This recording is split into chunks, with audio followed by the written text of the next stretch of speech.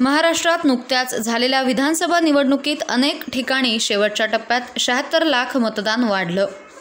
त्यावर आक्षेप घेतलेल्या पराभूत उमेदवारांच्या याचिकांवर सोमवारी मुंबई उच्च न्यायालयात सुनावणी झाली।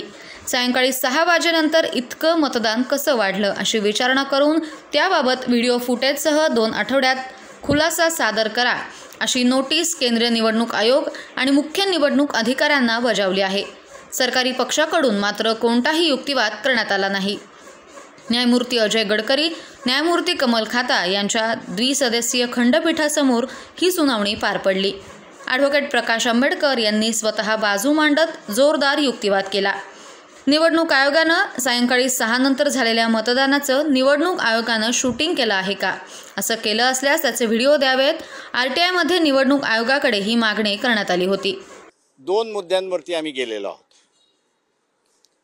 एक हा 6 नंतर झालेलं मतदान जे आहे त्या संदर्भातला असणारा जो स्लिपचा रेकॉर्ड आहे तो रेकॉर्ड चीफ इलेक्शन कमिशनच्या ऑफिसमधनं जे रिप्लाय मिळालेला आहे तो आमच्याकडे नाही आहे।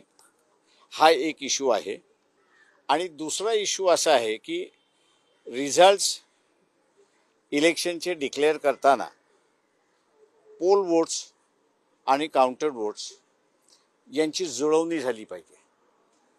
यांची जुळवणी झाली नसेल तर मग रिटर्निंग ऑफिसर जे आहेत ते रिटर्निंग ऑफिसरनी तो सगळा दस्तऐवज इलेक्शन कमिशनकडे पाठवला पाहिजे आणि इलेक्शन कमिशन जे डायरेक्शन देईल त्या डायरेक्शनप्रमाणे त्यांनी तो निकाल दिला पाहिजे।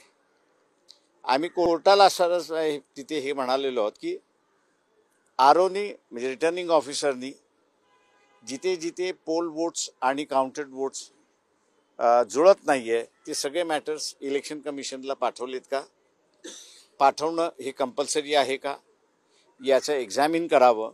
आणि पाठवले नसतील जिथे जिथे पोल वोट्स आणि काउंटेड वोट्स डिफरन्स आहे तर तिथल्या मतदाराच्या संदर्भातलं किंवा निवडणुकीच्या निकालाच्या संदर्भातलं कोर्टाने योग्य निर्णय घ्यावा असं आम्ही कोर्टापुढे मांडले।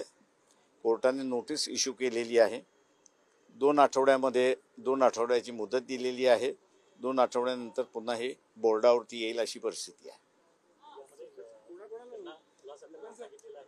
नाही, खुलासा करायला सांगितलेला आहे आणि पिटिशनमध्ये जे काही मांडलेलं आहे त्याला उत्तर द्यायला सांगितलेलं आहे।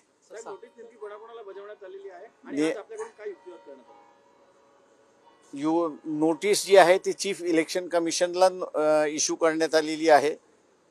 दुसरी जी आहे ती महाराष्ट्राचे इलेक्शन कमिशन जे प्रतिनिधी जे आहेत चीफ इलेक्टरल ऑफिसर त्यांना असणारं त्या ठिकाणी देण्यात आलेली आहे। आणि तिसरी नोटीस जी आहे ती युनियन ऑफ इंडिया यांना देण्यात आलेली आहे। तिघांनाही उत्तर देण्याचं असणारं सांगितलेलं आहे। मेन मुद्दा मी जसं म्हणालोय की 6च्या नंतर झालेलं मतदान हे कसं करून घ्यायचं याच्या संदर्भातली गाईडलाईन त्या ठिकाणी देण्यात आलेली आहे। आणि ती गाईडलाईन अशी आहे की जेवढी माणसं 6 वाजता लाईनीत उभे असतील त्यातल्या शेवटच्या माणसाला पहिल्या नंबरचं द्यावं आणि पहिला जो आहे त्याला प्रोग्रेसिव्हली नंबर त्या ठिकाणी देण्यात यावं अशी असणारी परिस्थिती आहे। ती पद्धत फॉलो केली की न केली म्हणून आम्ही असणारा चीफ इलेक्शन कमिशनला पत्र लिहिलं होतं की याची माहिती द्यावी। त्यांनी उत्तर जे दिलेलं आहे की ती माहिती आमच्याकडे उपलब्ध नाही। त्याच्यामुळे आता कोर्टाने त्यांच्याकडे ती माहिती उपलब्ध आहे का हे विचारायला सांगितलेलं आहे। आणि नसेल तर मग त्या मतदारांचं जे आहे 6 नंतरचं झालं की न झालं हा त्याच्यातला असणारा इश्यू आहे। आम्ही कोर्टाला असं म्हणतोय की हे मतदान मग झालेलं नाही, त्यावरती कोर्टाने योग्य तो निर्णय घ्यावा। हो, इलेक्शन कमिशनचेच फिगर्स आहेत ते।